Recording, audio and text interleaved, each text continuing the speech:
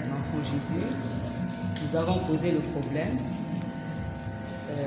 Nous prions régulièrement par l'intercession du cardinal Maloula. Et nous prions aussi pour qu'il soit vénéré, qu'il soit reconnu. Nous avons posé le problème au cardinal Laurent Moussengo pour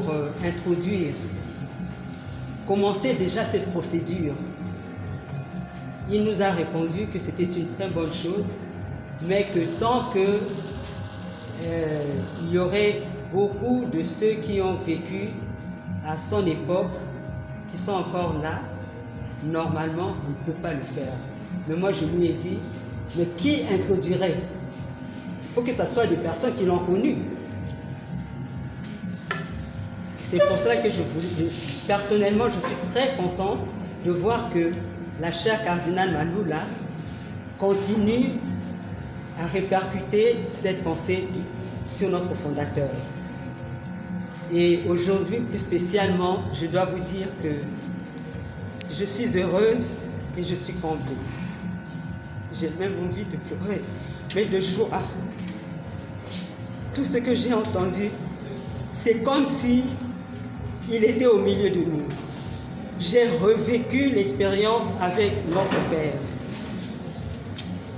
Et je souhaite vraiment que tous ceux qui ont été ici et tous ceux qui ont été créés, qui ont contribué, que cela ne soit pas simplement une gymnastique intellectuelle, mais que ce soit quelque chose qui devient vital, existentiel.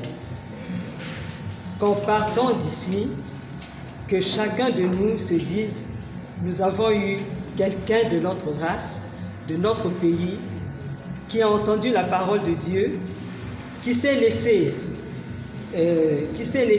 travailler par l'Esprit de Dieu. Comme il le disait lui-même, les saints ne viennent pas seulement de l'étranger. Donc, si vous voulez, vous pouvez lire un peu le texte sur la crucifixion, la mystique de la crucifixion. Donc, Dieu a besoin aussi des saints africains. Donc, nous sommes appelés à cette sainteté, nous aussi. Et si nous avons déjà des gens comme celui que nous avons, pour lequel nous sommes ici réunis, nous avons des... qu'est-ce que je dirais? On sait qu'il a vécu de telle manière, il a laissé telle œuvre, il a fait ceci ou cela.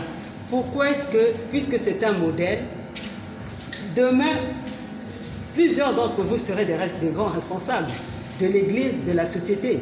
Donc c'est à nous de le recommander d'abord à Dieu et en même temps aussi de travailler de sorte, un peu comme disait l'abbé Pundu, que nous puissions continuer à vivre sa mémoire, mais en même temps travailler pour que cela se passe. Parce que Jean 23 n'est pas mort parce que quelqu'un le disait. Pour être canonisé, peut-être c'est plus facile quand on a été martyr de sang. Mais il y a aussi le martyr de l'amour, il y a le martyr de l'engagement. Donc Jean 23 s'est engagé, et Jean-Paul II s'est engagé. En peu de temps, ils sont devenus des saints. Pourquoi est-ce que ça ne peut pas se passer aussi chez nous? Je crois que nous sommes invités, nous sommes interpellés nous-mêmes ici. Merci.